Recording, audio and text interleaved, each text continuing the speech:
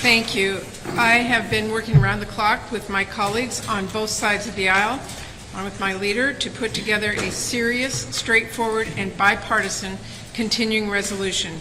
Because, as I've been saying, there is absolutely no reason for a shutdown. And we showed that yesterday by voting overwhelmingly last night to move forward with this legislation. Let us be clear, this is a bipartisan bill that we wrote to make sure it could pass the Senate, pass the House, as long as it was brought up for a vote. And we wrote it so we could begin to address the urgent issues facing our country and avoid a reckless government shutdown while we work to pass our 12 bipartisan appropriations bills here in the Senate. This package addresses major bipartisan priorities so Congress can continue support for disaster relief efforts and for our allies in Ukraine. It will prevent a pay cut for our heroic wildland firefighters. It will avoid chaos and furloughs for air traffic controllers and community health centers and more. This is a meticulously negotiated bipartisan bill that can be signed into law as soon as it's passed. And if any senator or extremists in the House wants to force a shutdown, make no mistake, working Americans will pay the price. And by the way, a shutdown will be far more costly than simply keeping the government open. Not only would a shutdown be devastating for our economy and jeopardize our credit, it will also cut off paychecks for our military, for our border officials who are stopping fentanyl, our firefighters, and so many other public servants who are counting on that paycheck that they earned to make ends meet. Not to mention the millions of contractors who work with government agencies as well. A needless shutdown would cut off parents and kids from childcare they rely on through Head Start, patients from NIH trials and community health centers, small businesses, farmers from loans they need to get by, and that's just the tip of an iceberg. So let's be clear, the most expensive outcome here is a government shutdown. Now, I get there are still a few senators who don't care for what's in this bill.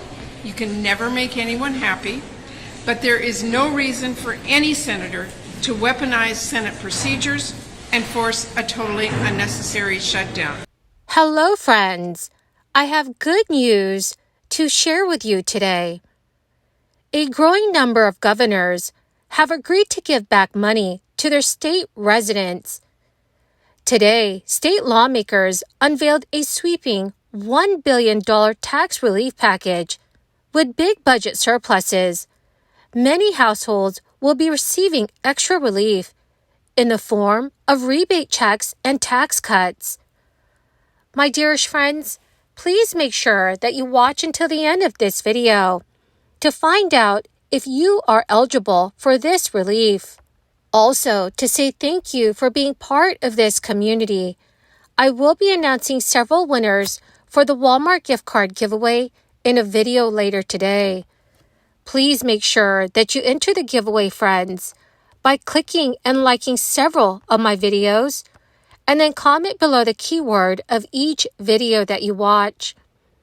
The more videos that you comment on, friends, the greater your chances of winning these giveaways. In recent times, numerous states across the country have experienced substantial budget surpluses, marking a significant shift from the fiscal challenges which are faced in previous years. Several factors have contributed to this trend, and the surplus has implications for state policies, services, and economic outlook. One key driver of state budget surpluses is the robust performance of the national economy.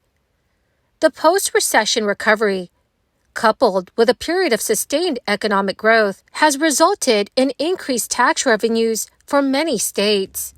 Another contributing factor is the federal stimulus measures implemented in response to the crisis.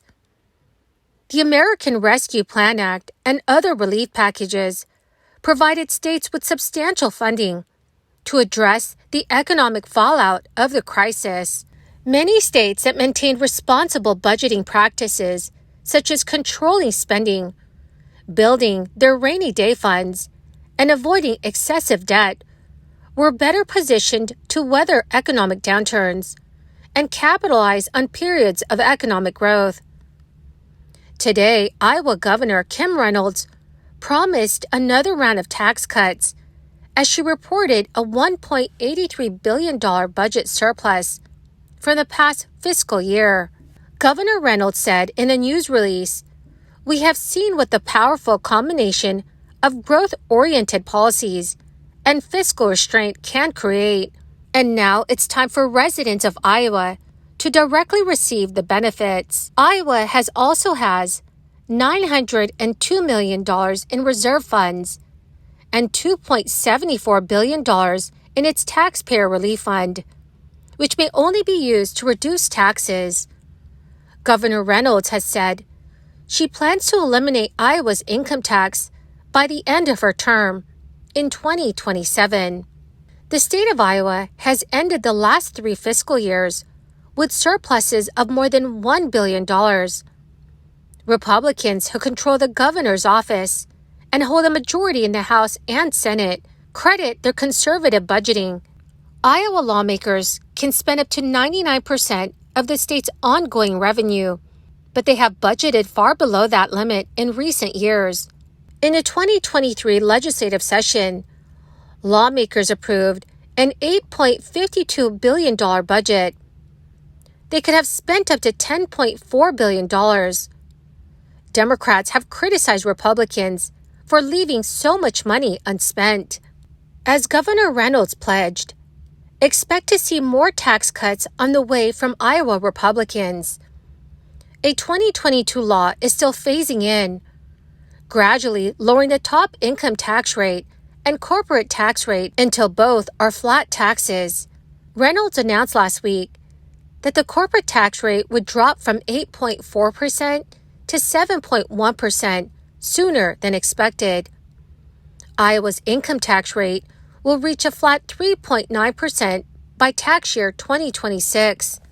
Governor Reynolds and legislative leaders say they plan to eventually eliminate the income tax in Iowa. This week, Massachusetts lawmakers unveiled a tax relief package aimed at delivering $561 million in reductions to taxpayers and companies during the current fiscal year, through a slew of tax credits and other steps aimed at lowering tax burdens. Their proposal, which would top $1 billion in tax relief by the 2027 fiscal year when fully phased in, includes more than a dozen specific tax proposals, from eliminating a tax for estates under $2 million to increasing the child and dependent tax credit from $180 to $330 per child or dependent in the current tax year to $440 for the 2024 tax year. Lawmakers say the increased child tax credit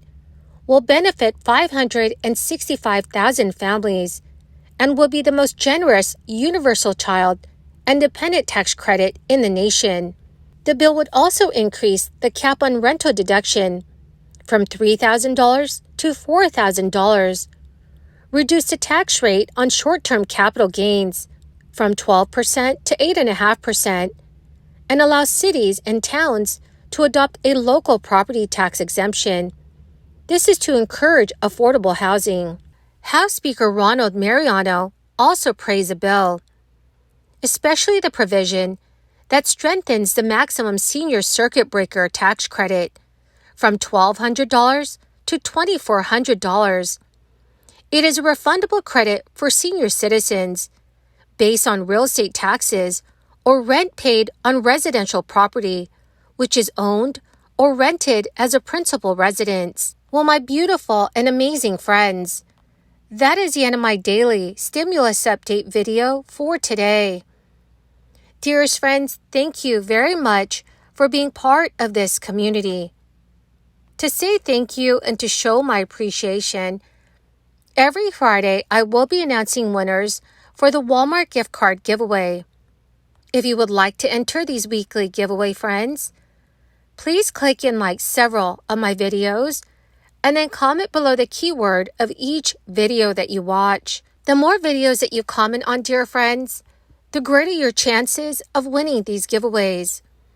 Thank you and have a wonderful and very blessed week.